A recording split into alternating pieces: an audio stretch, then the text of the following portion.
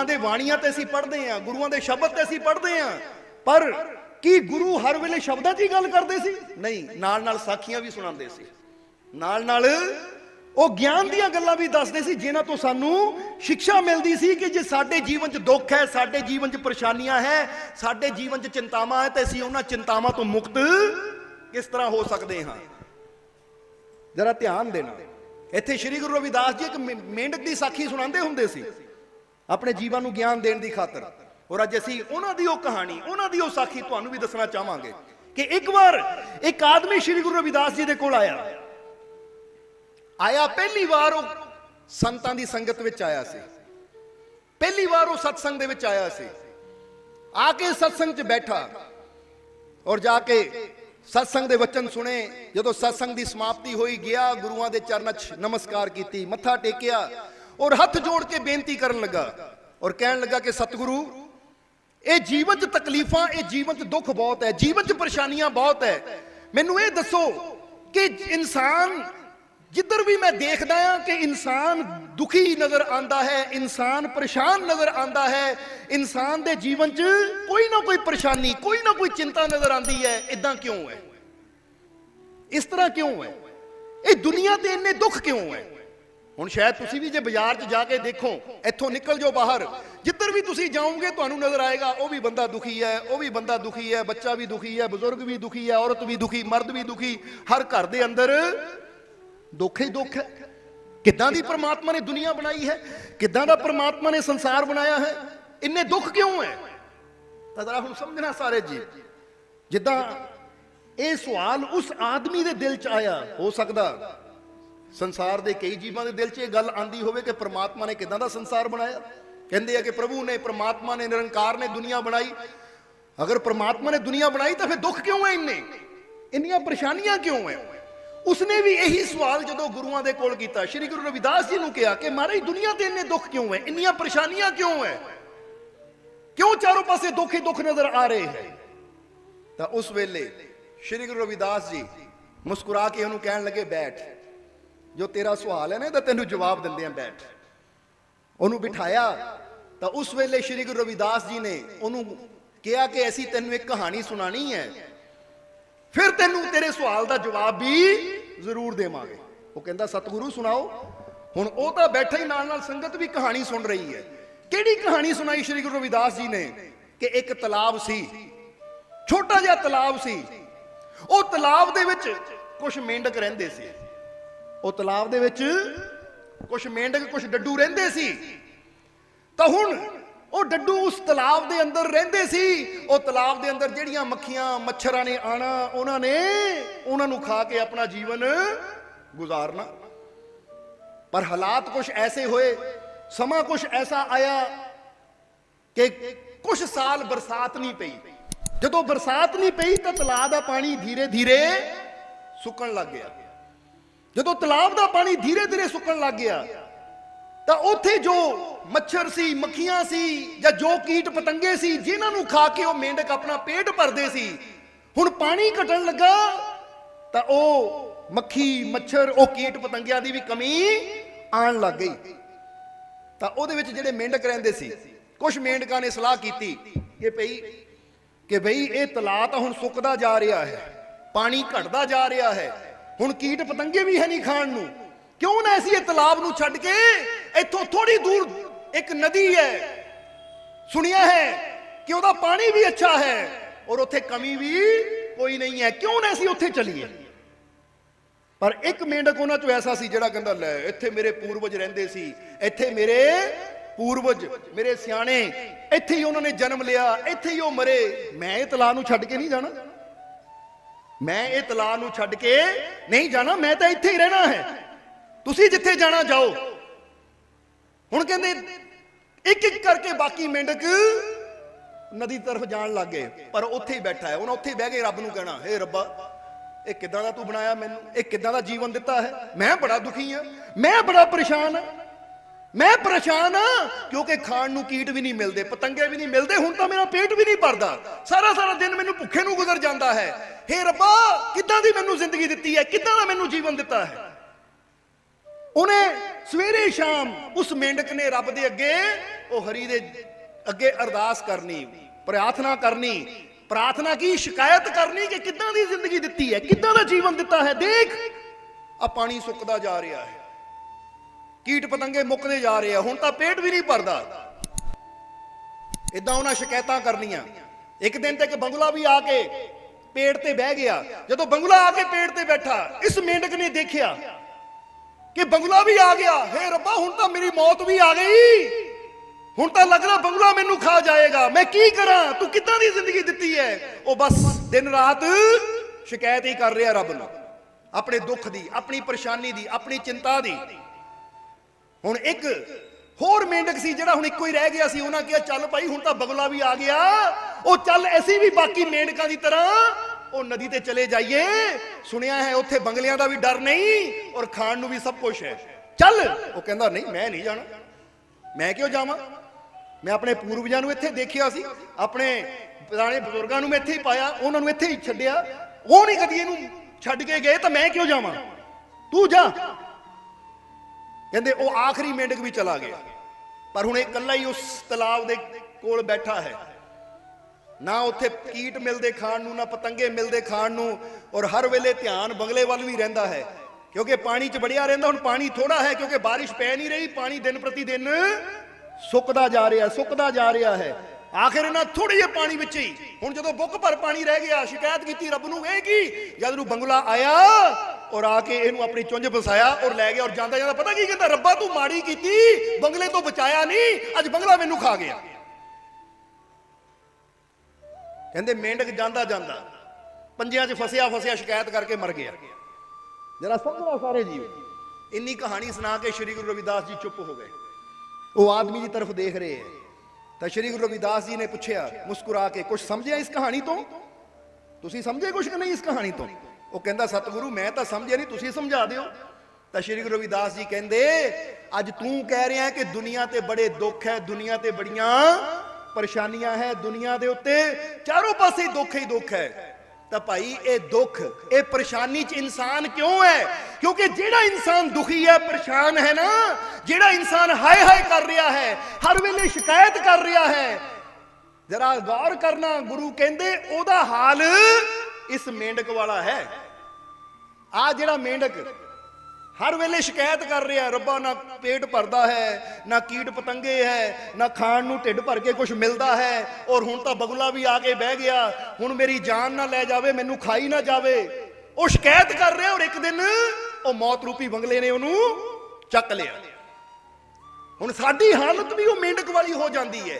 ਅਸੀਂ ਵੀ ਸਾਰੀ ਜ਼ਿੰਦਗੀ ਸ਼ਿਕਾਇਤ ਕਰਦੇ ਹਾਂ। ਬਹੁਤ ਜੀਵ ਐਸੇ ਬੈਠੇ ਹੋਣਗੇ ਜਿਹੜੇ ਰੱਬਾ ਕਾਹਦੀ ਜ਼ਿੰਦਗੀ ਦਿੱਤੀ ਹੈ, ਮੇਰਾ ਕੋਈ ਕੰਮ ਤਾਂ ਹੁੰਦਾ ਨਹੀਂ, ਰੱਬਾ ਕਾਹਦਾ ਜੀਵਨ ਦਿੱਤਾ ਹੈ, ਮੇਰੀ ਆਹ ਗੱਲ ਨਹੀਂ ਬਣਦੀ, ਰੱਬਾ ਕਾਹਦਾ ਜੀਵਨ ਹੈ, ਮੈਨੂੰ ਦੁੱਖ ਹੀ ਦੁੱਖ ਮਿਲ ਰਹੇ ਹੈ, ਮੈਨੂੰ ਪਰੇਸ਼ਾਨੀਆਂ ਹੀ ਪਰੇਸ਼ਾਨੀਆਂ ਮਿਲ ਰਹੀਆਂ, ਤੂੰ ਮੈਨੂੰ ਜ਼ਿੰਦਗੀ ਦਿੱਤੀ ਕਿਉਂ? ਇਹਦੇ ਨਾਲੋਂ ਚੰਗਾ ਮੈਨੂੰ ਜ਼ਿੰਦਗੀ ਨਾ ਹੀ ਦਿੰਦਾ। ਇਦਾਂ ਦੀ ਸ਼ਿਕਾਇਤ ਬੰਦਾ ਰੱਬ ਨੂੰ ਕਰ ਸਕਦਾ ਹੈ।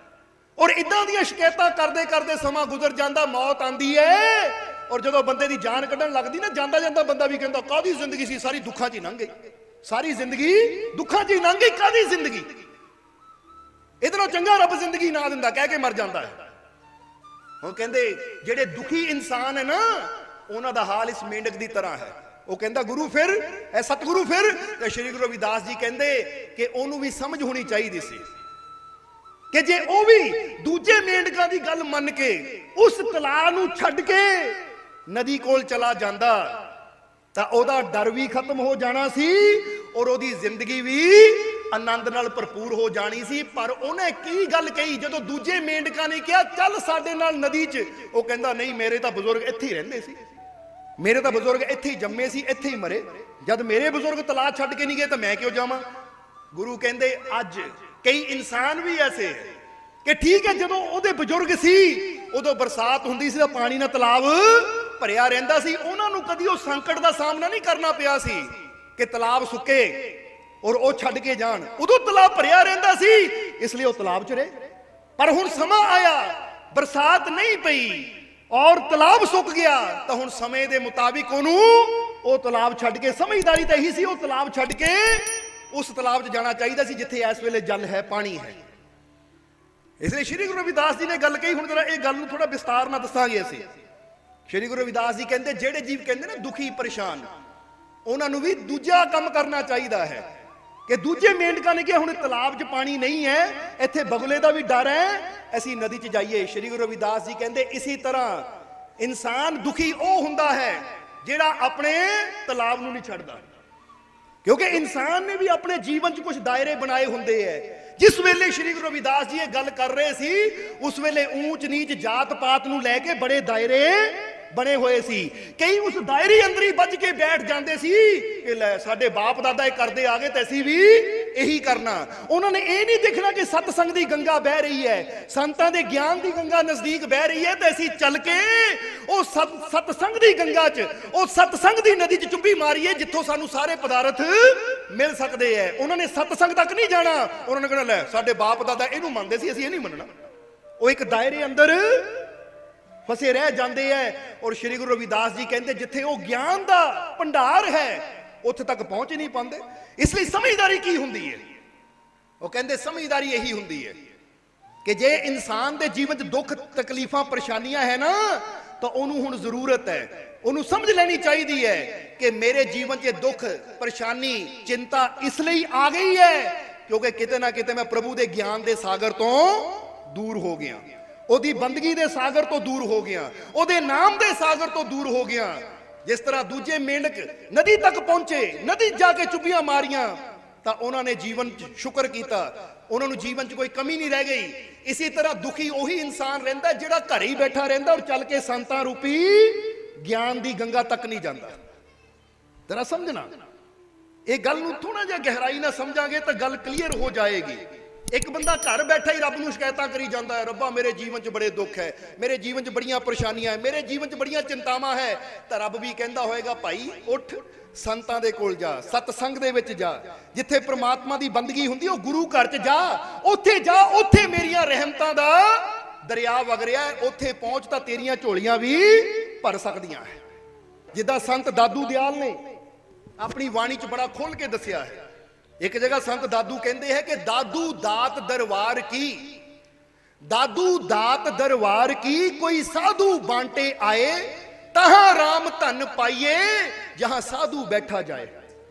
ਇਸ ਲਈ ਸੰਤ ਦਾਦੂ ਨੇ ਬੜੀ ਖੋਲ ਕੇ ਗੱਲ ਕਹਿ ਦਿੱਤੀ, ਬਹੁਤ ਸਪਸ਼ਟ ਸਾਫ਼ ਲਫ਼ਜ਼ਾਂ ਦੇ ਵਿੱਚ ਸੰਤ ਦਾਦੂ ਨੇ ਗੱਲ ਸਾਨੂੰ ਸਮਝਾਈ।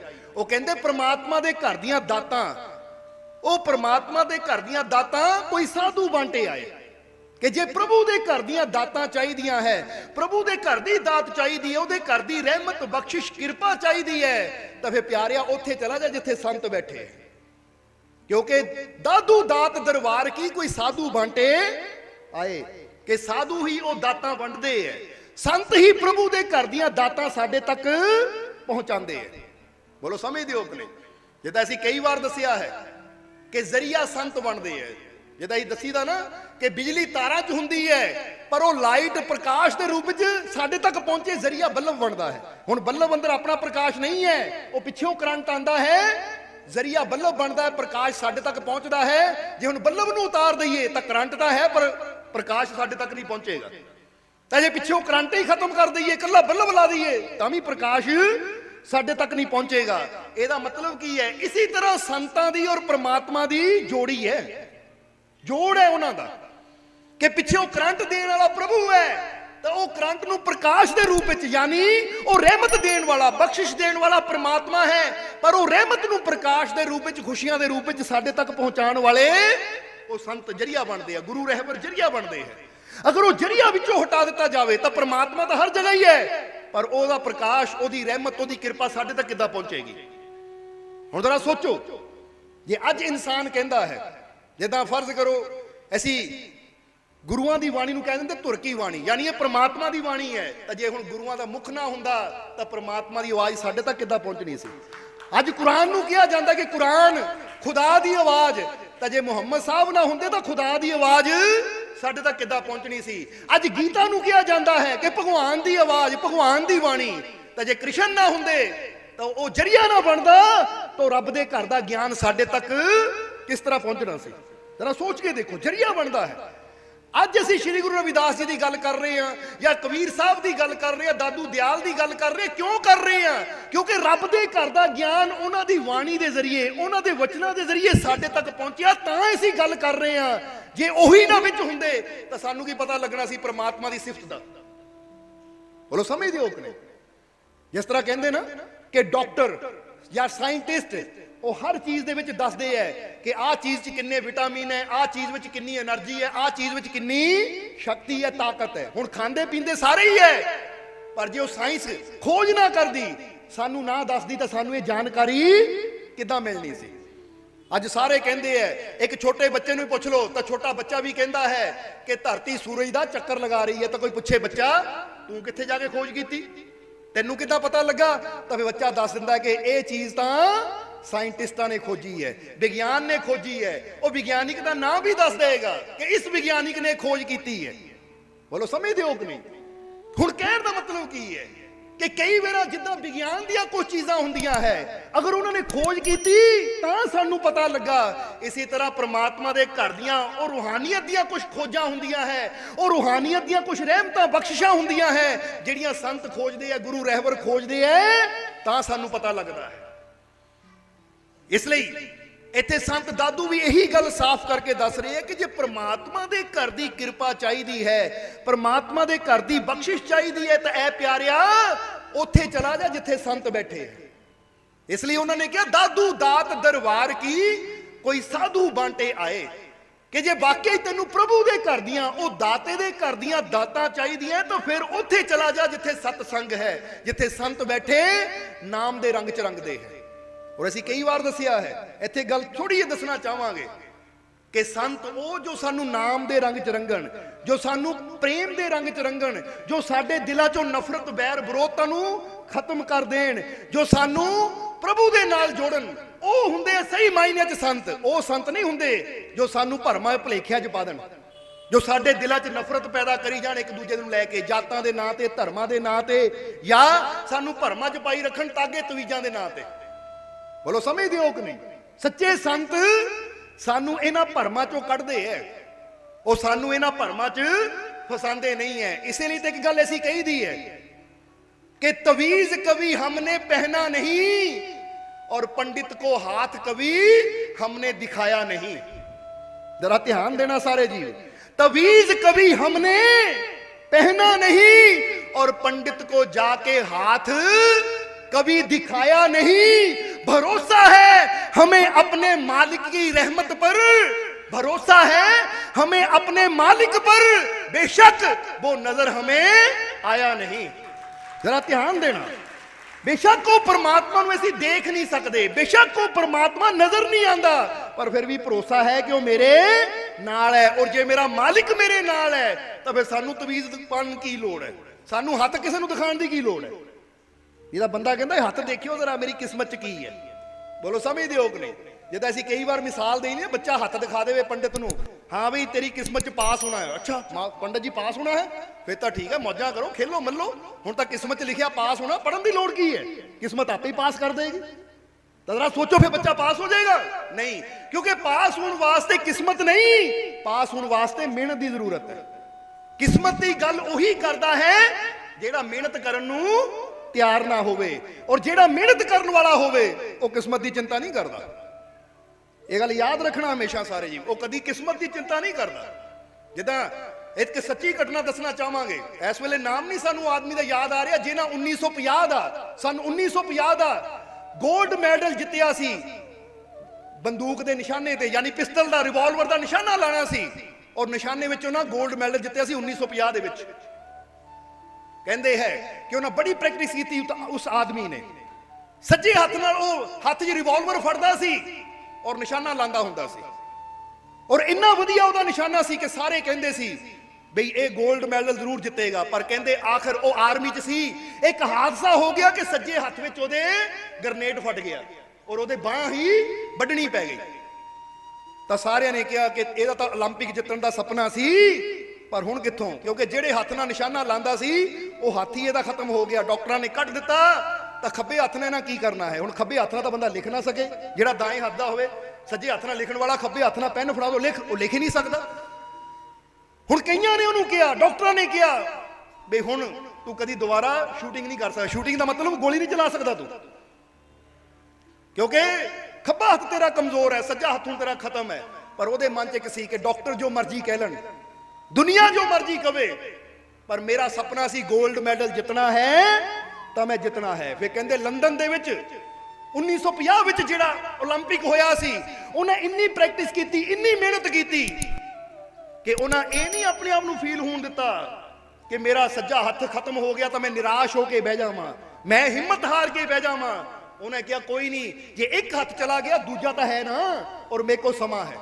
ਔਰ ਕਹਿੰਦੇ 2 ਵਾਰ 올림픽 ਕੈਂਸਲ ਵੀ ਹੋਏ, ਕਿਉਂਕਿ ਉਸ ਵੇਲੇ ਪੂਰਾ ਵਰਲਡ ਵਿੱਚ ਯੁੱਧ ਚੱਲ ਰਿਹਾ ਸੀ, ਵਰਲਡ ਵਾਰ ਚੱਲ ਰਹੀ ਸੀ, ਸੈਕੰਡ ਵਰਲਡ ਵਾਰ ਚੱਲ ਰਹੀ ਸੀ ਉਸ ਵੇਲੇ।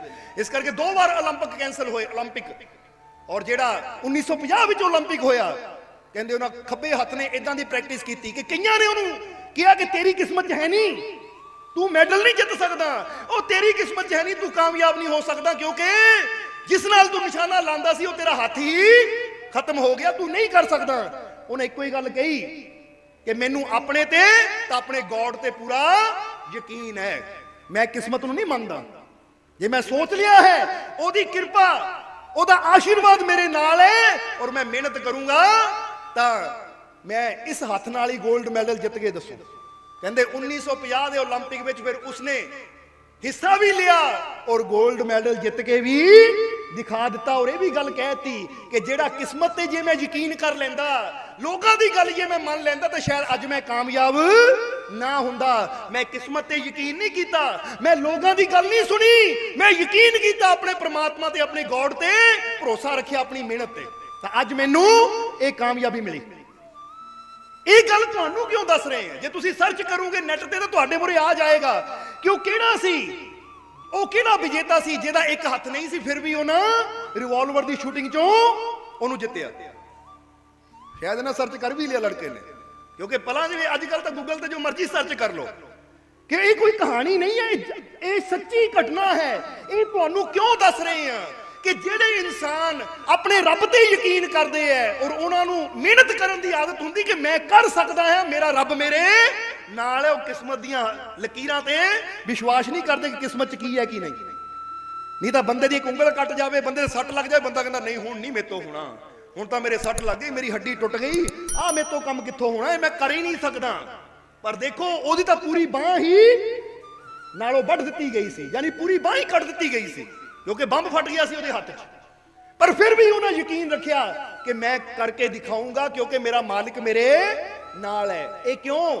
ਹੁਣ ਬੰਦਾ ਕਹਿੰਦਾ ਮੈਂ ਤਾਂ ਸੱਜੇ ਹੱਥ ਨਾਲ ਕਰਦਾ, ਖੱਬੇ ਨਾਲ ਕਰ ਹੀ ਨਹੀਂ ਪਾਉਂਦਾ, ਤੇ ਅਸੀਂ ਕਹਾਂਗੇ ਠੀਕ ਹੈ ਅੱਜ ਤੱਕ ਤੁਸੀਂ ਖੱਬੇ ਨਾਲ ਨਹੀਂ ਕੀਤਾ, ਪਰ ਆਪਣੇ ਮਾਲਿਕ ਤੇ ਭਰੋਸਾ ਰੱਖੋ, ਉਹ ਜਿਹੜਾ ਪਿੰਗਲਿਆਂ ਨੂੰ ਪੌੜੀ ਚੜਾ ਸਕਦਾ ਹੈ, ਉਹ ਤੁਹਾਡੇ ਖੱਬੇ ਹੱਥ ਨੂੰ ਵੀ ਇੰਨੀ ਤਾਕਤ ਦੇ ਸਕਦਾ ਕਿ ਤੁਸੀਂ ਜੋ ਅੱਜ ਤੱਕ ਨਹੀਂ ਕੀਤਾ ਉਹ ਵੀ ਕਰਕੇ ਦਿਖਾ ਸਕਦੇ ਹੋ। ਗੱਲ ਤਾਂ ਵਿਸ਼ਵਾਸ ਦੀ ਹੈ ਨਾ, ਗੱਲ ਤਾਂ ਭਰੋਸੇ ਦੀ ਹੈ ਨਾ। ਇਸ ਲਈ ਤਾਂ ਹੀ ਅਸੀਂ ਕਹਿੰਦੇ ਤਵੀਜ਼ ਕभी हमने पहना नहीं और हाथ कभी हमने दिखाया नहीं, भरोसा है हमें अपने मालिक पर, बेशक कभी नजर वो हमें आया नहीं, बेशक वो कभी नजर नहीं आया, पर फिर भी भरोसा इतना है कि हर पल हर घड़ी वो मेरे नाल है। ਇਸ ਲਈ ਸੰਤ ਫਕੀਰ ਉਹ ਹੈ ਜੋ ਸਾਡੇ ਅੰਦਰ ਵਿਸ਼ਵਾਸ ਪੈਦਾ ਕਰਦੇ ਹੈ, ਸਾਨੂੰ ਭਰਮਾਂ ਭੁਲੇਖਿਆਂ ਚੋਂ ਕੱਢਦੇ ਹੈ। ਨਹੀਂ ਤਾਂ ਕਈ ਜਗ੍ਹਾ ਬੰਦਾ ਕਹਿੰਦਾ ਜੀ ਸੰਤਾਂ ਕੋ ਗਿਆ ਸੀ, ਅੱਛਾ ਫੇਰ ਕੀ ਹੋਇਆ? ਉਹ ਸੰਤਾਂ ਨੇ ਕਿਹਾ ਚੁਰਾਹੇ ਤੇ ਦੀਵਾ ਜਗਾ। ਅਸੀਂ ਕਿਹਾ ਸੰਤਾਂ ਨੇ ਕਿਹਾ ਚੁਰਾਹੇ ਤੇ ਦੀਵਾ ਜਗਾ? ਕਹਿੰਦਾ ਜੀ ਹਾਂ। ਅਸੀਂ ਕਿਹਾ ਫਿਰ ਸੰਤ ਨਾ ਗਏ, ਫੇਰ ਕੋਈ ਚੇਲਾ ਗਿਆ ਉਹਨੂੰ, ਕਿਉਂਕਿ ਸੰਤ ਕਦੀ ਇਦਾਂ ਦੇ ਕੰਮ ਨਹੀਂ ਦੱਸਦੇ, ਆ ਤਵੀਜ਼ ਲੈ ਲਾ ਇਹਨੂੰ ਖਿਲਾ ਦੀ, ਦੁੱਧ 'ਚ ਘੋਲ ਕੇ ਪਿਲਾ ਦੀ, ਜਾਂ ਆ ਲੈ ਜਾ ਇਹਨੂੰ ਚੁਰਾਹੇ 'ਚ ਦੀਵਾ ਬਾਲ ਦੀ, ਜਾਂ ਕਿਸੇ ਮੁਰਗੇ ਦੀ ਬਲੀ ਦੇ ਦੇਈ। ਇਹ ਸੰਤਾਂ ਦਾ ਕੰਮ ਨਹੀਂ ਹੁੰਦਾ। ਸੰਤ ਤਾਂ ਸਾਨੂੰ ਸੱਤ ਦੇ ਨਾਲ ਜੋੜਦੇ, ਉਹ ਤਾਂ ਸਾਨੂੰ ਕਹਿੰਦੇ ਜੇ ਜੀਵਨ 'ਚ ਦੁੱਖ ਹੈ ਤਾਂ ਤੇਰੇ ਦੁੱਖਾਂ ਦਾ ਕਾਰਨ ਆਂਢ ਗੁਆਂਢ ਨਹੀਂ ਹੈ। ਜੇ ਜੀਵਨ 'ਚ ਦੁੱਖ ਹੈ, ਕਿਉਂਕਿ ਲੜਾਣਾ ਜਿਹਨਾਂ ਮਰਜ਼ੀ ਲੜਾਈ ਜਾਓ, ਕਿਉਂਕਿ ਪਹਿਲਾਂ ਹੀ ਦੱਸਿਆ ਕਿ ਸੰਤ ਸਾਡੇ ਦਿਲਾਂ 'ਚੋਂ ਨਫ਼ਰਤ ਨੂੰ ਕੱਢਦੇ ਐ, ਸਾਡੇ ਦਿਲਾਂ 'ਚ ਪ੍ਰੇਮ ਪੈਦਾ ਕਰਦੇ ਐ, ਉਹ ਸਾਨੂੰ ਲੜਾਉਂਦੇ ਨਹੀਂ। ਇਹ ਤਾਂ ਲੜਾਉਣ ਵਾਲੇ ਪਤਾ ਕੀ ਕਹਿੰਦੇ ਐ, ਉਹ ਤੇਰੇ ਗੁਆਂਢੀਆਂ ਨੇ ਕੀਤਾ ਕੁਝ, ਬਚ ਕੇ ਨਹੀਂ, ਕਦੀ ਉਹਦੇ ਹੱਥੋਂ ਕੋਈ ਚੀਜ਼ ਲੈ ਕੇ ਨਾ ਖਾਈ। ਹੁਣ ਗੁਆਂਢੀ ਵਿਚਾਰੇ ਖੁਸ਼ੀ ਦੇ ਨਾਲ ਡੱਬਾ ਵੀ ਲਿਆਣਗੇ ਮਠਿਆਈ ਦਾ, ਐਸੀ ਨਹੀਂ ਖਾਣਾ ਤੁਸੀਂ, ਜਾਦੂ ਕਰ ਦਿੰਦੇ ਆ। ਹੁਣ ਜਰਾ ਸੋਚੋ, ਉੱਥੇ ਪਿਆਰ ਹੋਏਗਾ ਜਾਂ ਉੱਥੇ ਲੜਾਈ ਹੋਏਗੀ? ਅਗਲੇ ਨੇ ਕਹਿਣਾ ਅਸੀਂ ਕੁਝ ਕੀਤਾ ਵੀ ਨਹੀਂ, ਤਾਂ ਤੂੰ ਐਵੇਂ ਸਾਡੇ ਤੇ ਇਲਜ਼ਾਮ ਲਾਈ ਜਾਂਦਾ। ਜਿੱਥੇ ਪਿਆਰ ਦੀ ਗੱਲ ਹੋਣੀ ਸੀ ਉੱਥੇ ਉਹ ਪਿਆਰ ਦੀ ਗੱਲ ਖਤਮ, ਔਰ ਦਿਲਾਂ 'ਚ ਨਫ਼ਰਤ ਪੈਦਾ ਹੋ ਜਾਂਦੀ, ਫਿਰ ਸਾਰੀ ਜ਼ਿੰਦਗੀ ਬੰਦਾ ਇੱਕ ਦੂਜੇ ਨੂੰ ਬੁਲਾਉਂਦਾ ਨਹੀਂ ਹੈ। ਔਰ ਬਹੁਤੀ ਦੂਰ ਕੀ ਜਾਣਾ, ਇਦਾਂ ਦੀਆਂ ਘਟਨਾਵਾਂ ਬਹੁਤ ਹੈ। ਸਾਡੇ ਕੋਲ ਕਈ ਜੀਵ ਆ ਜਾਂਦੇ ਜੀ, ਸਾਨੂੰ ਫਲਾਣੇ ਨੇ ਦੱਸਿਆ ਇਹਨੂੰ ਤਾਂ ਭੂਆ ਨੇ ਖਿਲਾਇਆ ਹੈ, ਇਹਨੂੰ ਤਾਂ ਮਾਸੀ ਨੇ ਖਿਲਾਇਆ ਹੈ। ਇਹ ਕਮਾਲ ਦੀ ਗੱਲ ਹੈ, ਤੁਹਾਡੀ ਭੂਆ ਨੂੰ ਕੀ ਲੋੜ ਹੈ ਤੁਹਾਨੂੰ ਦੁਖੀ ਕਰਨ ਦੀ? ਪਰ ਨਹੀਂ, ਕਹਿਣ ਵਾਲੇ ਨੇ ਜੋ ਮਰਜ਼ੀ ਕਹਿ ਦੇਣਾ, ਰਿਸ਼ਤਿਆਂ 'ਚ ਦਰਾਰਾਂ ਪਾ ਦੇਣੀਆਂ ਕਿ ਤੇਰੀ ਤਾਂ ਭਰਜਾਈ ਤੇਰੇ ਪੈਰਾਂ ਤੇ ਮਿੱਟੀ ਚੱਕ ਕੇ ਕੰਮ ਕਰੀ ਜਾਂਦੀ ਹੈ। ਬੋਲੋ ਸਮਝਦੇ ਹੋ ਕਿ ਨਹੀਂ? ਇੱਕ ਸਵਾਲ ਪੁੱਛਾਂਗੇ, ਕਿਹਨੂੰ ਕਿਹਨੂੰ ਲੱਗਦਾ ਕਿ ਪੈਰਾਂ ਤੇ ਮਿੱਟੀ ਚੱਕਣ ਨਾਲ ਬੰਦੇ ਦਾ ਕੰਮ ਬੰਨਿਆ ਜਾ ਸਕਦਾ ਹੈ? ਬੋਲੋ ਸਮਝਦੇ ਹੋ ਕਿ ਨਹੀਂ? ਕਿਹਨੂੰ ਕਿਹਨੂੰ ਲੱਗਦਾ ਹੈ? ਅਸੀਂ ਕਹਿੰਦੇ ਜਿਹਨੂੰ ਲੱਗਦਾ ਉਹਨੂੰ ਕਹੇ ਭਾਈ ਅੰਬਾਨੀ ਦੇ ਕੰਮ ਨੂੰ ਬੰਨ ਕੇ ਦਿਖਾ ਸਾਨੂੰ। ਜਾਂ ਜਰਾ ਗੌਰ ਕਰਨਾ, ਅਸੀਂ ਕਈ ਵਾਰ ਦੱਸੀਦਾ ਕਿ ਜਦੋਂ ਆ ਚੁਣਾਵ ਆਉਂਦੇ ਨਾ, ਚੁਣਾਵ, ਔਰ ਕਿਦਾਂ ਦੋਨੇ ਪਾਰਟੀਆਂ, ਦੋ ਤਿੰਨ ਪਾਰਟੀਆਂ ਜਿੰਨੀਆਂ ਵੀ ਹੁੰਦੀਆਂ ਜ਼ੋਰ ਲਾਉਂਦੀਆਂ, ਆਪਣਾ ਜ਼ੋਰ ਲਾਉਂਦੀਆਂ, ਸਾਨੂੰ ਵੋਟ ਪਾਓ, ਸਾਨੂੰ ਵੋਟ ਪਾਓ। ਉਹਨਾਂ ਨੂੰ ਇਦਾਂ ਜ਼ੋਰ ਲਾਉਣ ਦੀ ਕੀ ਲੋੜ ਹੈ? ਉਹ ਵੀ ਮਿੱਟੀ ਚੱਕਣ ਪੈਰ ਦੀ, ਲੈ ਜਾਣ ਚੇਲੇ ਕੋਲ, ਲੈ ਭਾਈ ਆ ਉਹ ਪਾਰਟੀ ਦਾ ਕੰਮ ਬੰਦ, ਜਿੱਤੇ ਹੀ ਨਾ ਮੈਂ ਜਿੱਤਾਂ, ਆ ਬੰਦ। ਲੱਖਾਂ ਰੁਪਇਆ ਲਾਉਣ ਦੀ ਕੀ ਲੋੜ ਹੈ? ਅਗਰ ਇਦਾਂ ਹੀ ਕੰਮ ਵੱਜਦੇ ਹੋਣ, ਅਗਰ ਇਦਾਂ ਹੀ ਕਿਸੇ ਨੂੰ ਕੰਟਰੋਲ ਕੀਤਾ ਜਾਵੇ ਤਾਂ ਇਹਨਾਂ ਪਾਰਟੀਆਂ ਨੂੰ ਲੱਖਾਂ ਰੁਪਇਆ ਲਾਉਣ ਦੀ ਕੀ ਲੋੜ ਹੈ? ਫਿਰ ਤਾਂ ਕਿਸੇ ਚੇਲੇ ਕੋ ਜਾਣ, ਤਸਵੀਰ ਦੇ ਦੇਣ, ਪੈਰ ਦੀ ਮਿੱਟੀ ਦੇ ਦੇਣ ਕਿ ਲੈ ਭਾਈ। ਫਿਰ ਤਾਂ ਕੋਈ ਵੀ ਨਾਮ ਲੈ ਲਓ, ਬੀਜੇਪੀ ਵਾਲੇ ਕਹਿਣ ਆ ਕਾਂਗਰਸ ਦੇ ਪੈਰਾਂ ਦੀ ਮਿੱਟੀ ਆ ਭਾਈ, ਆ ਫਲਾਨਾ ਸਾਡੇ ਬਰਖਲਾਫ ਖੜਾ ਹੋਇਆ ਹੈ, ਆ ਲੈ ਉਹਦੀ ਮਿੱਟੀ ਕਰਦੇ ਬੰਦ, ਜਿੱਤੇ ਹੀ ਨਾ। ਤਾਂ ਉਧਰੋਂ ਕਾਂਗਰਸ ਪਾਰਟੀ ਵਾਲੇ ਕਹਿਣ ਆ ਲੋ ਆ ਬੀਜੇਪੀ ਦਾ ਜਿਹੜਾ ਬੰਦਾ ਖੜਾ ਹੋਇਆ ਨਾ, ਉਹਦੇ ਪੈਰਾਂ ਦੀ ਮਿੱਟੀ ਹੈ, ਕਰ ਦਿਓ ਕੰਮ, ਇਹ ਜਿੱਤੇ ਹੀ ਨਾ। ਫਿਰ ਤਾਂ ਪਾਰਟੀਆਂ ਜਿੱਤਣੀ ਨਾ, ਜੇ ਇਦਾਂ ਹੀ ਕੰਮ ਹੁੰਦਾ ਹੋਵੇ। ਹੁਣ ਜਰਾ ਸੋਚਣ ਵਾਲੀ ਗੱਲ ਹੈ, ਜੇ ਵਾਕਈ ਇਹਨਾਂ ਚੀਜ਼ਾਂ 'ਚ ਸੱਚਾਈ ਹੁੰਦੀ ਤਾਂ ਫਿਰ ਆ ਗੱਲ ਇਦਾਂ ਮਸਲੇ ਨਿਬੜਨੇ ਸੀਗੇ, ਫਿਰ ਵੋਟਾਂ ਨਾਲ ਨਹੀਂ ਨਿਬੜਨੇ ਸੀਗੇ। ਬੋਲੋ ਸਮਝਦੇ ਹੋ ਕਿ ਨਹੀਂ? ਪਰ ਅੱਜ ਦਰਅਸਲ ਹੈ ਕਿ ਹੁੰਦਾ ਇਹਨਾਂ ਚੀਜ਼ਾਂ ਨਾਲ ਕੁਝ ਵੀ ਨਹੀਂ, ਪਰ ਅਸੀਂ ਆਪਣੇ ਮਨ 'ਚ ਵਹਿਮ ਭਰਮ ਪਾ ਕੇ ਬਹਿ ਜਾਂਦੇ ਆ, ਕਿਉਂਕਿ ਜਿਨ੍ਹਾਂ ਦੀਆਂ ਦੁਕਾਨਾਂ ਹੀ ਵਹਿਮਾਂ ਨਾਲ ਚੱਲਦੀਆਂ, ਜਿਨ੍ਹਾਂ ਦੀਆਂ ਦੁਕਾਨਾਂ ਹੀ ਭਰਮਾਂ ਨਾਲ ਚੱਲਦੀਆਂ ਹੈ ਕਿ ਇਹਨਾਂ ਨੂੰ ਲੜਾਈ ਜਾਓ, ਆਪ ਖਾਈ ਜਾਓ। ਉਹ ਸੁਣੀ ਨਾ ਕਹਾਣੀ ਬੱਚਿਆਂ ਦੀ ਕਿਤਾਬ ਤੇ, ਦੋ ਬਿੱਲੀਆਂ ਦੀ ਲੜਾਈ ਵਿੱਚ ਬਾਂਦਰ ਮਜ਼ਾ ਲੈ ਜਾਂਦਾ ਹੈ।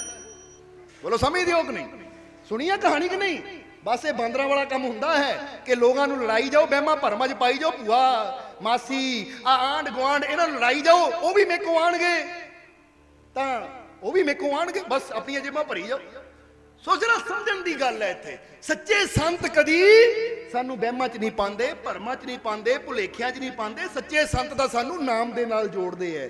ਉਹ ਤਾਂ ਕਹਿੰਦੇ ਦਿਲ 'ਚ ਨਫ਼ਰਤ ਨਾ ਰੱਖੋ, ਵੈਰ ਵਿਰੋਧ ਨਾ ਰੱਖੋ। ਜੇ ਪ੍ਰਮਾਤਮਾ ਨੇ ਸਾਨੂੰ ਜ਼ਿੰਦਗੀ ਦਿੱਤੀ ਹੈ ਤਾਂ ਸਦਾ ਤਾਂ ਬੈਠੇ ਨਹੀਂ ਰਹਿਣਾ।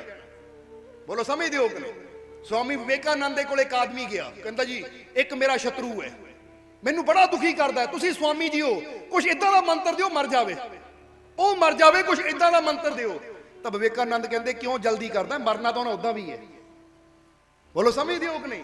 ਉਹ ਕਹਿੰਦੇ ਜਿਸ ਨੇ ਜਨਮ ਲਿਆ ਮਰਨਾ ਤਾਂ ਉਹਨਾਂ ਉਦਾਂ ਵੀ ਹੈ, ਤੈਨੂੰ ਕਰਨ ਦੀ ਕੀ ਲੋੜ ਹੈ ਕਿ ਉਹਨੂੰ ਮਾਰੋ, ਉਹਨੂੰ ਮਾਰੋ। ਇੱਕ ਦਿਨ ਆਣਾ ਜਦੋਂ ਸਭ ਨੇ ਮਰਨਾ ਹੀ ਹੈ। ਸੋ ਬੇਟਾ ਮਾਰਨ ਬਾਰੇ ਗੱਲ ਨਾ ਕਰ, ਉਹ ਤਾਂ ਇੱਕ ਦਿਨ ਮਰਨਾ ਹੀ ਹੈ। ਇਹ ਗੱਲ ਕਰ ਕਿ ਮਹਾਰਾਜ ਇੱਕ ਦਿਨ ਉਹਨਾਂ ਮਰ ਜਾਣਾ, ਮੈਨੂੰ ਕੋਈ ਇਦਾਂ ਦਾ ਮੰਤਰ ਦੇ, ਉਹਨੂੰ ਖੁਸ਼ੀ ਕਿੱਦਾਂ ਦੇਵਾਂ, ਉਹਦੇ ਜੀਵਨ 'ਚ ਹੱਸੀ ਕਿੱਦਾਂ ਲਿਆਵਾਂ, ਤਾਂ ਕਿ ਜਿੰਨਾ ਚਿਰ ਵੀ ਕੋਈ ਜੀਦਾ ਹੈ ਉਨਾ ਚਿਰ ਉਹ ਖੁਸ਼ੀ ਨਾਲ ਜੀ ਕੇ ਜਾਵੇ, ਆਨੰਦ ਨਾਲ ਜੀ ਕੇ ਜਾਵੇ। ਕਿਉਂਕਿ ਮਰਨਾ ਤਾਂ ਇੱਕ ਦਿਨ ਸਾਰਿਆਂ ਨਹੀਂ ਹੈ, ਫਿਰ ਮਰਨ ਦੀ ਕਿਉਂ ਕਰਨੀ?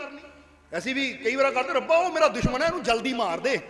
ਉਹ ਤੂੰ ਕਹਿ ਚਾਹੇ ਨਾ ਕਹਿ, ਇੱਕ ਦਿਨ ਮਰਨਾ ਤਾਂ ਉਹਨਾਂ ਹੈ ਹੀ। ਉਲਟਾ ਇਹ ਕਹਿ, ਰੱਬਾ ਉਹਨਾਂ ਇੱਕ ਦਿਨ ਮਰ ਜਾਣਾ, ਇੰਨੀ ਕਿਰਪਾ ਕਰਦੇ ਜਿੰਨੇ ਚਿਰ ਵੀ ਉਹਦੀ ਜ਼ਿੰਦਗੀ ਹੈ ਉਹ ਖੁਸ਼ੀ ਨਾਲ ਜੀਵੇ, ਆਨੰਦ ਨਾਲ ਜੀਵੇ, ਪਿਆਰ ਨਾਲ ਜੀਵੇ, ਰਲ ਮਿਲ ਕੇ ਜੀਵੇ। ਕਿਉਂ ਅਸੀਂ ਬੰਦੇ ਨੂੰ ਮਾਰਦੇ ਆ? ਕਿਉਂ ਬੰਦੇ ਨੂੰ ਮਾਰਨ ਦੀ ਭਾਵਨਾ ਰੱਖਦੇ ਆ? ਇਹ ਕਿਉਂ ਨਹੀਂ ਭਾਵਨਾ ਸਾਡੇ ਅੰਦਰ ਹੁੰਦੀ ਕਿ ਰੱਬ ਅੱਗੇ ਬੇਨਤੀ ਕਰੀਏ ਕਿ ਰੱਬਾ ਉਹ ਬੰਦਾ ਤਾਂ ਸਲਾਮਤ ਰਵੇ, ਬਸ ਉਹਦੇ ਅੰਦਰਲੀ ਦੁਸ਼ਮਣੀ ਦੀ ਭਾਵਨਾ ਨੂੰ ਖਤਮ ਕਰ ਦੇ, ਉਹਦੇ ਅੰਦਰਲੀ ਬੈਰ ਭਾਵਨਾ ਨੂੰ ਖਤਮ ਕਰ ਦੇ। ਉਹਦੇ ਔਰ ਮੇਰੇ ਦਰਮਿਆਨ ਜਿਹੜਾ ਕ੍ਰੋਧ ਰੂਪੀ ਸ਼ਤਰੂ ਹੈ, ਇਹ ਕ੍ਰੋਧ ਰੂਪੀ ਸ਼ਤਰੂ ਨੂੰ ਖਤਮ ਕਰ ਦੇ। ਜੇ ਮਾਰਨਾ ਹੀ ਹੈ ਤਾਂ ਆਪਣੇ ਅੰਦਰਲੀਆਂ ਬੁਰਾਈਆਂ ਨੂੰ ਮਾਰੀਏ ਜੋ ਸਾਨੂੰ ਇਨਸਾਨ ਨੂੰ ਇਨਸਾਨ ਨਾਲ ਲੜਾਈ ਜਾਂਦੀਆਂ ਹੈ। ਅਸੀਂ ਕਿਉਂ ਬੰਦਿਆਂ ਦੇ ਮਾਰਨ ਦੀ ਗੱਲ ਕਰਦੇ ਹਾਂ? ਜਰਾ ਸੋਚੋ, ਇਹ ਸਮਝਣ ਵਾਲੀ ਗੱਲ ਹੈ।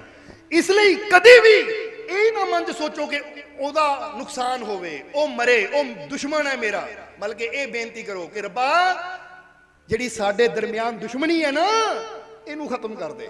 ਜਿਹੜੀ ਸਾਡੇ ਦਰਮਿਆਨ ਨਫ਼ਰਤ ਹੈ, ਇਹ ਨਫ਼ਰਤ ਨੂੰ ਖਤਮ ਕਰ ਦੇ। ਸਾਡੇ ਦੋਨਾਂ ਦੇ ਦਰਮਿਆਨ ਜੋ ਦੂਰੀ ਹੈ, ਇਹ ਦੂਰੀ ਖਤਮ ਹੋ ਜਾਵੇ ਕਿ ਜਿੰਨੇ ਵੀ ਸਾਡੇ ਸਵਾਸ ਹੈ ਇਹ ਪ੍ਰੇਮ ਨਾਲ ਰਲ ਮਿਲ ਕੇ ਗੁਜ਼ਰਨ। ਅਗਰ ਅੱਛੀ ਭਾਵਨਾ ਰੱਖਾਂਗੇ ਤਾਂ ਫਿਰ ਸਾਡੇ ਜੀਵਨ 'ਚ ਖੁਸ਼ੀਆਂ ਵੀ ਜ਼ਰੂਰ ਆਣਗੀਆਂ, ਸਾਡੇ ਜੀਵਨ 'ਚ ਆਨੰਦ ਵੀ ਜ਼ਰੂਰ ਆਏਗਾ। ਇਸ ਲਈ ਸਮਝਣਾ ਕਿ ਸੱਚੇ ਸੰਤ ਉਹੀ जो सानू परमात्मा दे घर दा ज्ञान देन, परमात्मा दे घर दियां दातां देन, ना कि सानू वहमां भरमां च पा के एक दूजे नाल ही लड़ाई जाण। इसलिए संत दादू ने कहा, दादू दात दरबार की कोई साधु वांटे आए, तहां राम धन पाइए जहां साधु बैठे जाए।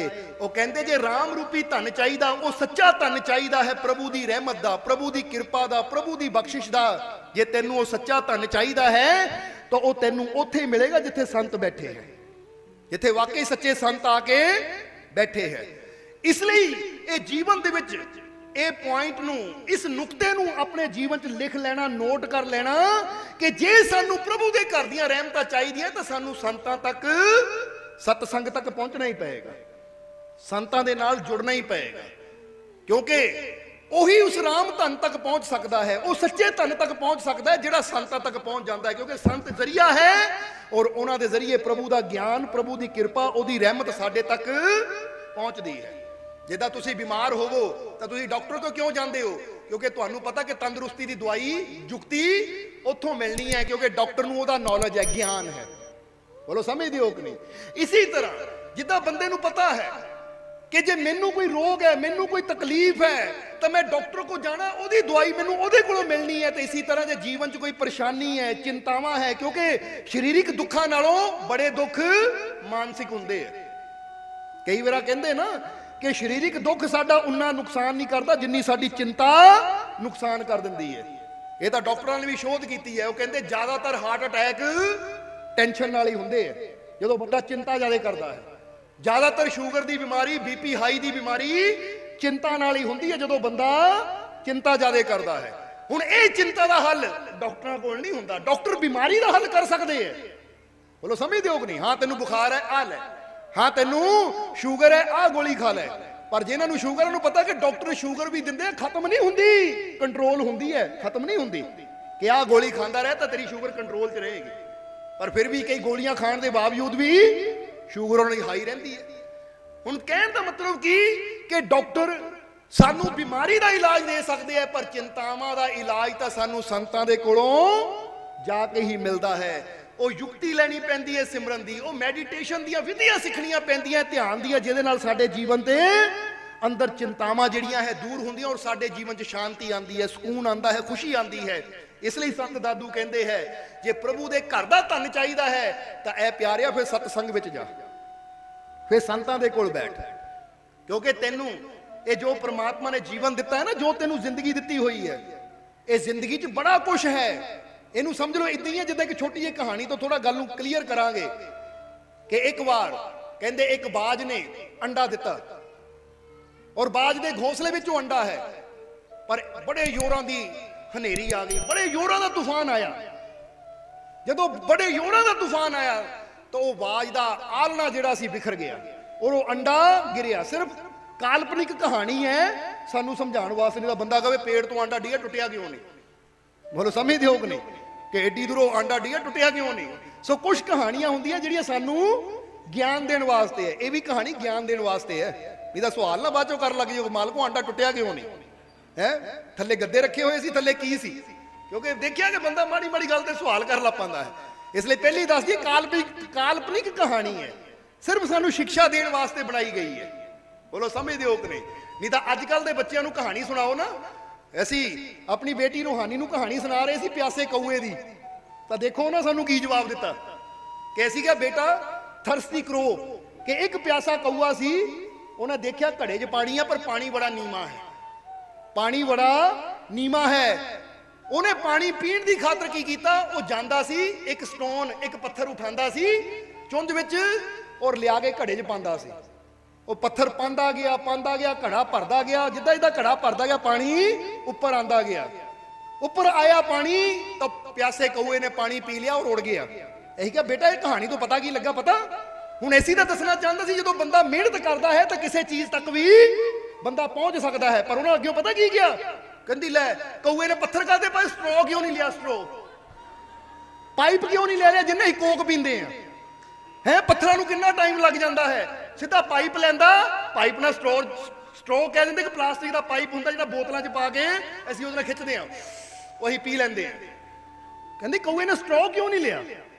ਅੱਜ ਕੱਲ ਦੇ ਨਿਆਣੇ ਇੰਨਾ ਚਤੁਰ ਹੈ ਕਿ ਪਾਈਪ ਲੈ ਕੇ ਪਊਆ ਪੀ ਲੈਂਦਾ, ਉਹਨੂੰ ਪੱਥਰ ਪਾਉਣ ਦੀ ਲੋੜ ਹੀ ਨਹੀਂ ਸੀ। ਇੰਨਾ ਟਾਈਮ ਖਰਾਬ ਕੀਤਾ ਉਹਨੇ।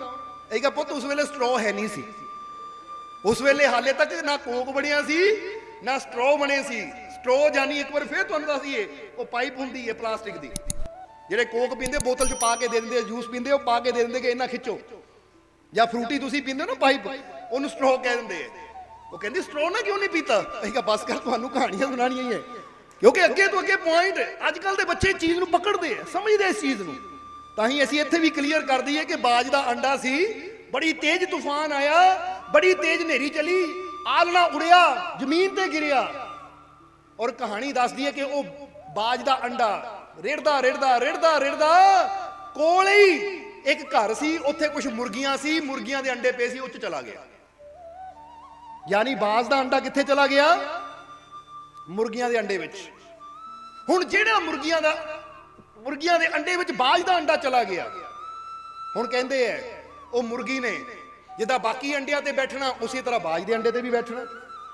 ਹੁਣ ਹੌਲੀ ਹੌਲੀ ਸਮਾਂ ਬੀਤਿਆ, ਹੌਲੀ ਹੌਲੀ ਮੁਰਗੀਆਂ ਦੇ ਅੰਡਿਆਂ ਚੋਂ ਬੱਚੇ ਨਿਕਲੇ ਤਾਂ ਬਾਜ ਦੇ ਅੰਡੇ ਚੋਂ ਵੀ ਬੱਚਾ ਨਿਕਲਿਆ। ਹੁਣ ਜਦੋਂ ਬਾਜ ਦੇ ਅੰਡੇ ਚੋਂ ਵੀ ਬੱਚਾ ਨਿਕਲਿਆ ਤਾਂ ਬਾਜ ਦੇ ਅੰਡੇ ਨੇ ਤਾਂ ਇਹੀ ਸੋਚਿਆ ਮੈਂ ਮੁਰਗੀ ਆ, ਔਰ ਮੁਰਗੀ ਨੇ ਵੀ ਉਹਨੂੰ ਇੱਦਾਂ ਰੱਖਿਆ ਕਿ ਇਹ ਮੇਰਾ ਹੀ ਬੱਚਾ ਹੈ। ਹੁਣ ਜਿੱਦਾਂ ਚੂਹੇ ਬੜੇ ਹੋਣ ਲੱਗੇ, ਬਾਜ ਦਾ ਬੱਚਾ ਵੀ ਹੌਲੀ ਹੌਲੀ ਬੜਾ ਹੋਣ ਲੱਗਾ। ਉਹਦਾ ਆਕਾਰ ਕੁਝ ਹੋਰ, ਉਹਦੀ ਸ਼ਕਲ ਕੁਝ ਹੋਰ, ਪਰ ਫਿਰ ਵੀ ਉਹਦੇ ਅੰਦਰ ਸੋਚ ਕੀ ਸੀ ਕਿ ਮੈਂ ਮੁਰਗੀ ਆ। ਇਸ ਲਈ ਜਿੱਦਾਂ ਮੁਰਗੀਆਂ ਨੇ ਦਾਣਾ ਚੁਗਣਾ, ਇਦਾਂ ਹੀ ਬਾਜ ਦੇ ਬੱਚੇ ਨੇ ਦਾਣਾ ਚੁਗਣਾ।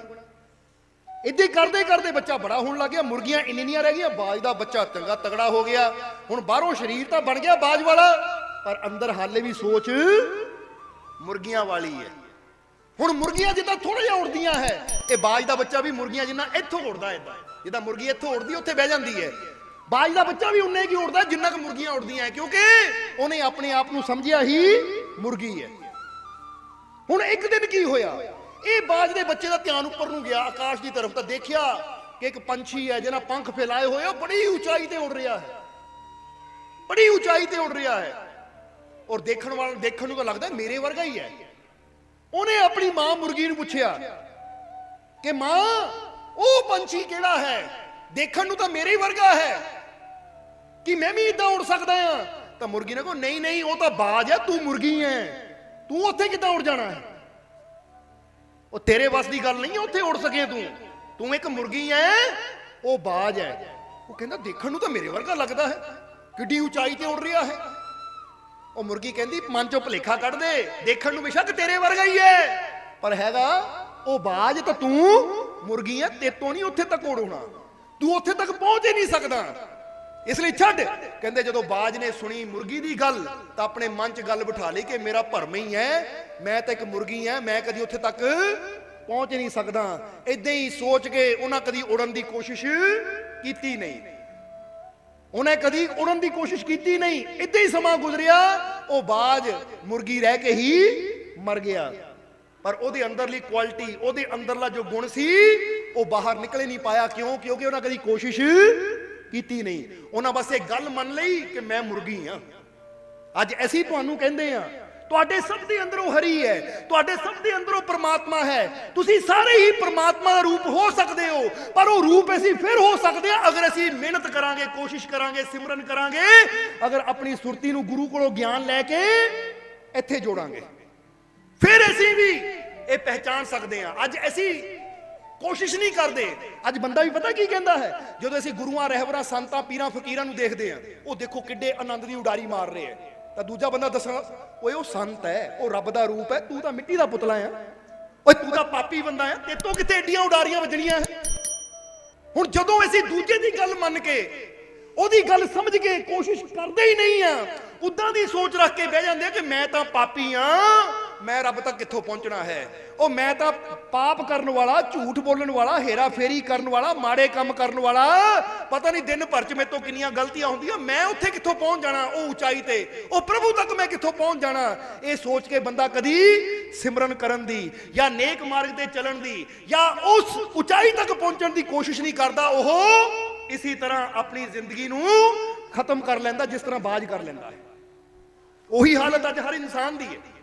जरा समझना, समा काफी हो गया, इसलिए एक कहानी ਨੂੰ सत्संग की समाप्ति तरफ लैके चलीए कि अज साडी हालत भी ਕਿਹੜੀ है। जे बंदा सोचे वो बाज वाली है, क्वालिटी साडे सारिਆਂ ਦੇ अंदर है। बोलो समझदे हो कि नहीं? जिन्ने भी तुसी बैठे हो क्वालिटी तुहाडे सारिਆਂ ਦੇ अंदर है। तुसी सारे सिमरन करके, तुसी सारे नाम नाल जुड़ के उस आनंद ਨੂੰ प्राप्त कर सकते हो, पर वो फिर होएगा अगर तुसी कोशिश करोगे। पर इत्थे आले दुआले मुर्गियां इंनियां हुंदियां जिहड़ियां सानू कोशिश करने नहीं दिंदियां। ओ लै तू पापीआ जे तां बैठा सिमरन ते इह ना करना सिमरन। आ 2 दिन लगातार सत्संग ते चल जाओ तो लोकी आया बड़ा सत्संगी, देख आ देख पापी, आ पापी रोज सत्संग तुर पैंदा, किड्डा इहने रब नूं पालना है। जे बंदा कोई कोशिश करना भी चाहता है तो दुनिया करन नहीं दिंदी, क्योंकि पता है आप मुर्गियां है तो इहनूं उस ऊंचाई तक पहुंचण नहीं देना, इसलिए इहनूं भी खिच के इत्थे ही रखो। जिद्दां असीं कई बार दसीदा ना कि आप तो बंदा मंजिल की तरफ जाता नहीं। जो कहानी दसी दी है हुण दस दईए फटाफट, फिर सत्संग की समाप्ति करिए। कि एक बार एक फकीर नूं राजे ने पूछया,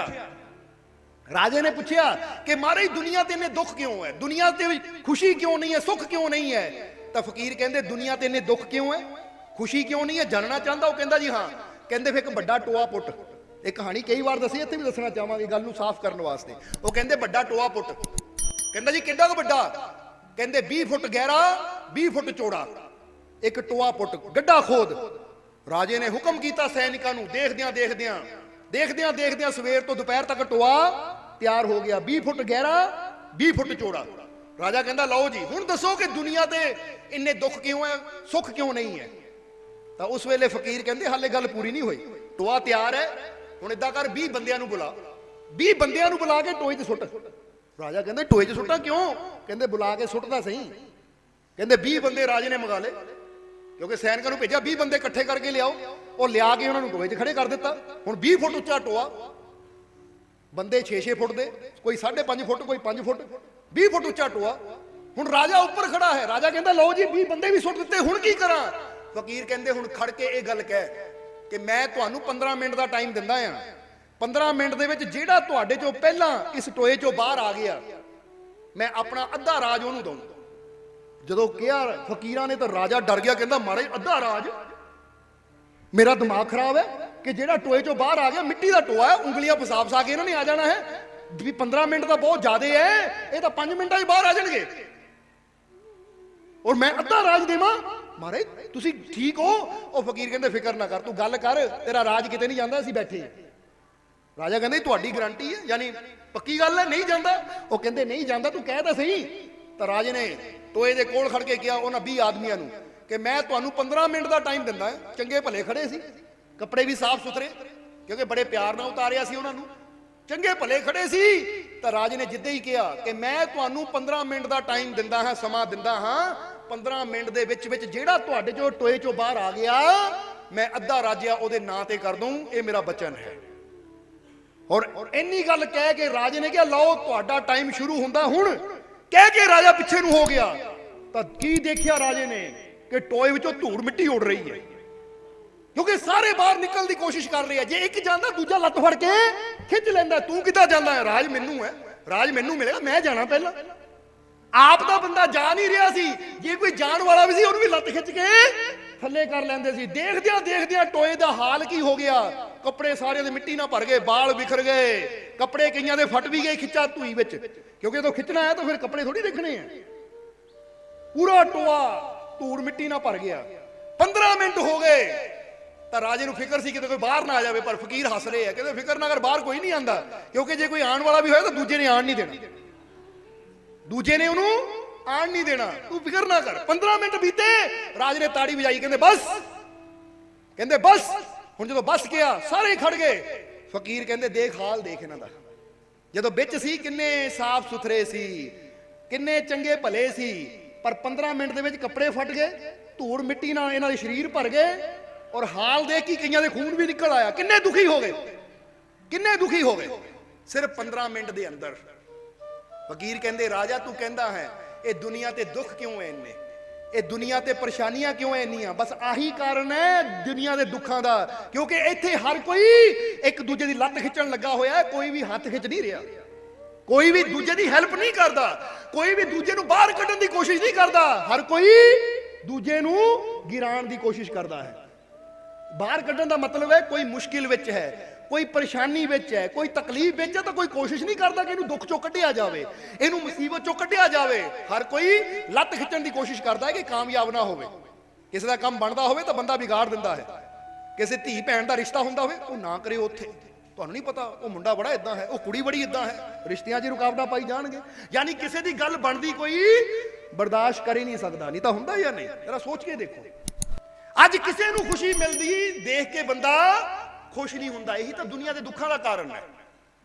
जरा गौर करना, फकीर कहंदे अगर ये 20 बंदे सलाह कर दे कि भाई एडा वड्डा राज है, अद्धा राज, अगर असीं 20 जने एक दूजे की हेल्प करिए बाहर निकलण विच, और ये एडे वड्डे राज नूं अद्धा अद्धा भी असीं 20 जने आपस में वंड लवांगे तो जिन्ना साडे कोल है इस तो कई हजार गुणा सानू मिल जाएगा।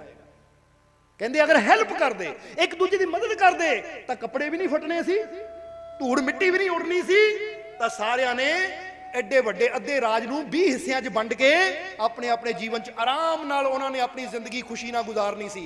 पर देख लो, मैनू मिले मैनू मिले मैनू मिले, ये मेरी मेरी ना है, दुख भी दिता, कपड़े भी फटवाए, लहू लहान भी कराए, तो मिलिया भी कुछ नहीं, धूड़ मिट्टी तो सिवा पल्ले भी कुछ नहीं पिया।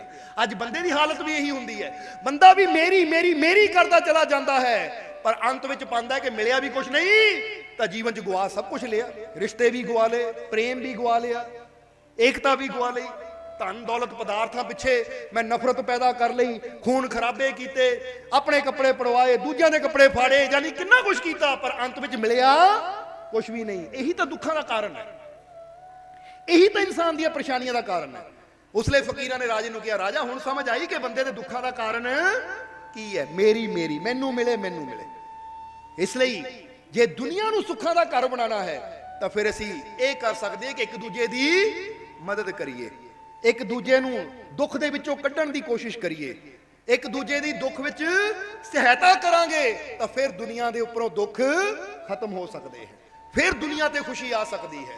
तो जे असीं एक दूजे दी लत्त ही खिच्चदे रहांगे, एक दूजे नूं दुख ही दिंदे रहांगे, तो फिर जरा सोचो फिर दुनिया ते खुशी कित्थों आएगी, फिर दुनिया ते आनंद कित्थों आएगा। इसलिए असीं तुहानूं कहना चाहते हैं कि तुसीं भी बाज की तरह हो, यानी तुहाडे अंदर भी वो उच्ची उडारी मारन दे सारे गुण मौजूद है, तुहाडे अंदर सारियां क्वालिटियां सारियां खूबियां मौजूद है कि तुसीं उच्चियां उडारियां मार सको।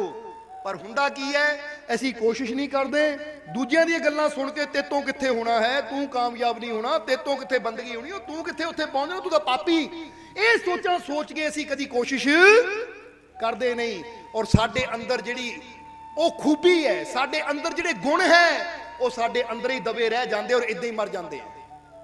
जिदा समझ लो हरी रूपी हीरा साडे अंदर है, पर प्रगट कदों होएगा, जदों असीं कोशिश करांगे, फिर ही साडे अंदरला हीरा बाहर आएगा। तो जे कदी कोशिश ना करांगे तो हरी तो अंदर है, हुण अंत आ गया, श्वास निकल गए, बंदा मर गया, तो हुण चक के शरीर नूं साड़ दिता, यानी वो हरी तो अंदर सी पर जान नहीं पाए, उन्हें समझ नहीं पाए, वो मिट्टी हो गया, साडा गुण साडी खूबी मिट्टी हो गई।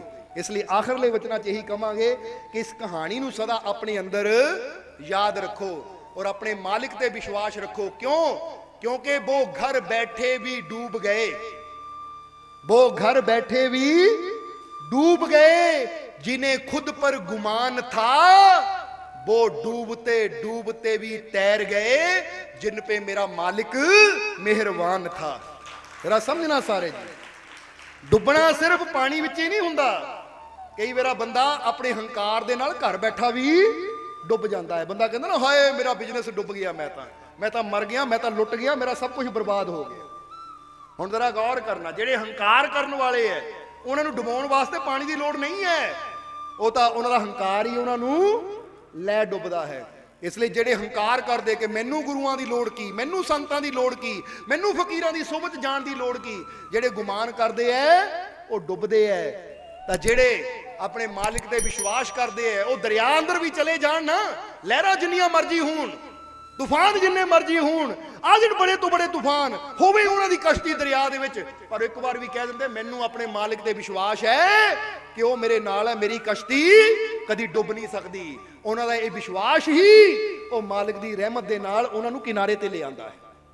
ਇਸ ਲਈ ਉਹ ਡੂਬਤੇ ਵੀ ਬਚ ਗਏ ਜਿਨ ਪੇ ਮੇਰਾ ਮਾਲਿਕ ਮਿਹਰਬਾਨ ਥਾ। ਜਿੱਤੇ ਮਾਲਿਕ ਦੀ ਮਿਹਰਬਾਨੀ ਹੋ ਜਾਵੇ, ਜਿੱਤੇ ਮਾਲਿਕ ਦੀ ਨਜ਼ਰ ਹੋ ਜਾਵੇ, ਫਿਰ ਉਹ ਮਾਲਿਕ ਉਹਨੂੰ ਡੁੱਬਣ ਨਹੀਂ ਦਿੰਦਾ, ਉਹਨੂੰ ਡੁੱਬਦੇ ਨੂੰ ਵੀ ਤਾਰ ਦਿੰਦਾ ਹੈ। ਜਿੱਦਾਂ ਮਾਈ ਰੂੜੀ ਦੇ 12 ਸਾਲਾਂ ਦੇ ਬੇੜੇ ਹਜ਼ੂਰ ਨੇ ਤਾਰ ਦਿੱਤੇ, ਉਹ ਡੁੱਬਦੇ ਵੀ ਤਰ ਜਾਂਦੇ ਐ ਜਿਨ੍ਹਾਂ ਦੇ ਦਿਲਾਂ 'ਚ ਪਿਆਰ ਹੈ, ਵਿਸ਼ਵਾਸ ਹੈ। ਇਸ ਲਈ ਆਖਰਲੇ ਵਚਨਾਂ 'ਚ ਇਹੀ ਕਵਾਂਗੇ ਕਿ ਤੁਸੀਂ ਵੀ ਆਪਣੇ ਅੰਦਰਲੇ ਗੁਣਾਂ ਨੂੰ ਪਹਿਚਾਣੋ। ਤੁਸੀਂ ਵੀ ਉਹ ਆਨੰਦ ਦੀਆਂ ਉਡਾਰੀਆਂ ਮਾਰ ਸਕਦੇ ਹੋ। ਤੁਹਾਡੇ ਅੰਦਰ ਵੀ ਉਹ ਪਰਮ ਪਿਤਾ ਪਰਮਾਤਮਾ ਦਾ ਨੂਰ ਹੈ। ਅੱਵਲ ਅੱਲਾ ਨੂਰ ਉਪਾਇਆ ਕੁਦਰਤ ਦੇ ਸਭ ਬੰਦੇ, ਏਕ ਨੂਰ ਤੇ ਸਭ ਜਗ ਉਪਜਿਆ ਕੋ ਭਲੇ ਕੋ ਬੰਦੇ। ਸਾਡੇ ਸਭ ਦੇ ਅੰਦਰ ਉਹਦਾ ਨੂਰ ਹੈ। ਬਸ ਸਾਨੂੰ ਥੋੜੀ ਜਿਹੀ ਕੋਸ਼ਿਸ਼ ਕਰਨ ਦੀ ਲੋੜ ਹੈ ਕਿ ਆਪਣੇ ਅੰਦਰਲੇ ਨੂਰ ਨੂੰ ਕਿੱਦਾਂ ਪ੍ਰਗਟ ਕਰੀਏ। ਔਰ ਉਹ ਯੁਕਤੀ ਸਾਨੂੰ ਸੰਤਾਂ ਗੁਰੂਆਂ ਰਹਿਬਰਾਂ ਦੇ ਕੋਲੋਂ ਮਿਲਦੀ ਹੈ। ਜਦੋਂ ਸੰਤਾਂ ਦੀ ਸੰਗਤ ਕਰਾਂਗੇ, ਸੰਤਾਂ ਦੀ ਸੋਹਬਤ ਕਰਾਂਗੇ, ਉਹ ਗਿਆਨ ਲਵਾਂਗੇ, ਯੁਕਤੀ ਲਵਾਂਗੇ, ਤਾਂ ਫਿਰ ਸਾਨੂੰ ਵੀ ਉਹ ਕਲਾ ਮਿਲ ਜਾਏਗੀ ਕਿ ਅਸੀਂ ਵੀ ਮੁਰਗੀਆਂ ਦੇ ਬਾੜੇ ਝੋੜ ਕੇ ਬਾਜ ਦੀ ਤਰ੍ਹਾਂ ਉੱਚੀਆਂ ਉਡਾਰੀਆਂ ਮਾਰ ਸਕਦੇ ਹਾਂ। ਜੈ ਵਾਰਦਾ